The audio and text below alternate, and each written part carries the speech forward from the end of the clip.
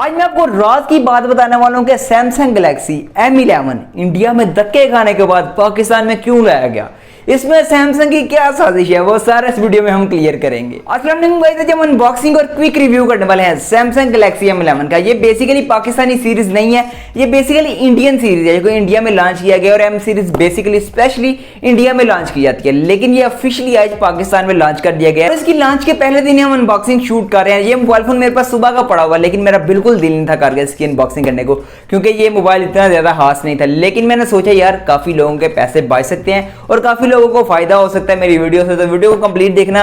28,000 की retail price भी ये पाकिस्तानी मार्केट में है, इसमें कुछ आपको डिस्काउंट भी देखने को मिल जाएगी। अगर आप इस डिवाइस को मेरे रेफरेंस से बाय करते हैं हम चाइना मोबाइल से, तो आपको काफी ज्यादा डिस्काउंट इस पर देखने को मिल जाएगी।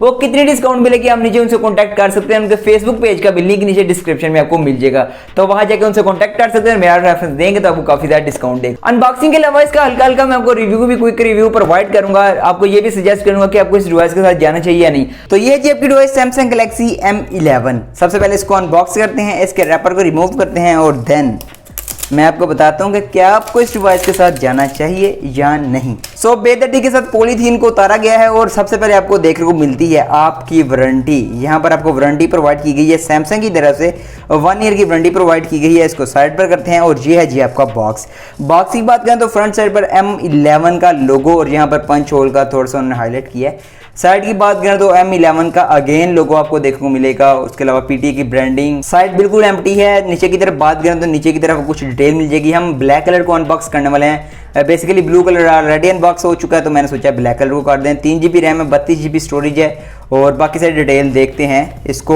ओपन करने के बाद। सबसे पहले इसकी सील को ब्रेक कर लेते हैं और देन मिलते हैं आपको बॉक्स ओपन करने। आउट ऑफ द बॉक्स सबसे पहले आपको लीड देखने को मिलेगी, लीड नहीं, सबसे पहले आपको आपके IMEI स्टिकर देखने को मिलेंगे जो कि हमने नीचे गिरा दिए थे। ये हैं जी आपके IMEI स्टिकर। साइड पर करते हैं, लीड को ओपन करते हैं और देखते हैं कि यहाँ पर आपको TPU केस प्रोवाइड की गई है या नहीं। तो यहाँ पर देखिए आपको TPU केस कोई नहीं प्रोवाइड की गई। यहाँ पर वारंटी कार्ड है और क्विक स्टार्ट गाइड है। यहाँ पर इसको साइड पर करते हैं, लीड को साइड पर करते हैं। सबसे पहले आपको देखने को मिलेगी आपकी डिवाइस सैमसंग गैलेक्सी M11। अभी इसको भी साइड पर करते हैं ना, और देखने के आउट ऑफ द बॉक्स हमें क्या देखने मिला। बेसिकली मैंने इस डिवाइस की कोई भी स्पेसिफिकेशन पहले कहीं से भी नहीं पढ़ी ना, मतलब तूफानी टाइप ये मोबाइल फ़ोन आया है पाकिस्तानी मार्केट में। सबसे पहले बात करें यहाँ पर चार्जिंग ब्रिक की, तो यहाँ पर इवेंचुअली यहाँ पर आपको 15 वाट की फास्ट चार्जिंग प्रोवाइड की गई है। फास्ट नहीं बेसिकली, लेकिन यहाँ पर फिर भी आपको 15 वाट की चार्जिंग प्रोवाइड की है, जो कि ठीक है क्योंकि इस प्राइस में सैमसंग 10 वाट से ऊपर जाते ही नहीं। और उससे भी मजे की बात यहाँ पर आपको टाइप C की चार्जिंग पोर्ट प्रोवाइड की गई है, जो कि अच्छी बात है। कोई इतना ज्यादा करिश्मा नहीं हो गया क्योंकि बाकी जितने ब्रांड है वो 25,000 तक ये प्रोवाइड करते हैं। सो ये जी आपकी device Samsung Galaxy M11। Front side की बात करें तो ऑक्टा कोर प्रोसेसर है, इन्फिनिटी ओ डिस्प्ले है, 5000 mAh की बैटरी है। अभी मैं आपको बताता हूँ कि ये कौन सा प्रोसेसर है। ये कंप्लीट आपने देखना है, अगर इसको बाय करना चाहते हैं ना या सोच रहे हैं तो प्रोसेसर जरूर मेरा पार्ट देख जाइएगा, प्रोसेसर वाला पार्ट। सो पॉलीथीन रिमूव करने के बाद ये है जी आपको मिलती है आपकी डिवाइस सैमसंग गैलेक्सी M11। अगर बात करें बैक साइड की, तो बैक साइड पर यहाँ पर आपको प्लास्टिक का फ्रेम प्रोवाइड किया गया है और प्लास्टिक की ही बैग यहाँ पर आपको प्रोवाइड की गई है।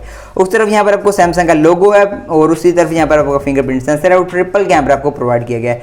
उतनी देर में डिवाइस को बूट अप कर लेते हैं। अगर बात करें साइड की, तो साइड पर यहाँ पर आपको पावर ऑन ऑफ का बटन यहाँ पर आपको देखने को मिलेगा, वॉल्यूम की रॉकर है। ऊपर की तरफ बात करें तो आपका माइक है और आपका 3.5 mm का जैक। उस तरफ साइड पर यहाँ पर आपको सिम सिचुएशन देखने को मिलेगी। उस तरफ बात करें नीचे की साइड तो यहाँ पर आपको टाइप C की चार्जिंग पोर्ट प्रोवाइड की गई है, एक माइक है आपका और यहाँ पर आपको स्पीकर ग्रिल प्रोवाइड की गई है।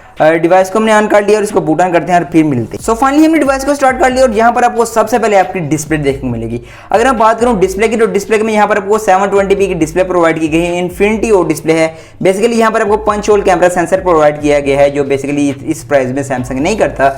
और यहाँ पर बात करूँ डिस्प्ले की, तो यहाँ पर आपको मिलने वाली है 268 ppi की रेजोल्यूशन आपको प्रोवाइड की गई है। सिर्फ बात कर लें डिस्प्ले की क्वालिटी की, तो डिस्प्ले की क्वालिटी मुझे काफी ज्यादा अच्छी लग रही है, ऑल्दो बहुत ज्यादा अच्छी नहीं है, लेकिन अकॉर्डिंग टू सैमसंग के मोबाइल फोन जितने भी आते हैं इस प्राइस रेंज में, उसमें काफी ज्यादा अच्छी लग रही है। और उसी तरह बात करते हैं यहाँ पर आपको मिलने वाला out of the box Android 10 देखने को मिलने वाला है। उस तरफ जाते हैं, अबाउट सेक्शन में आपको कुछ दिखाता हूँ।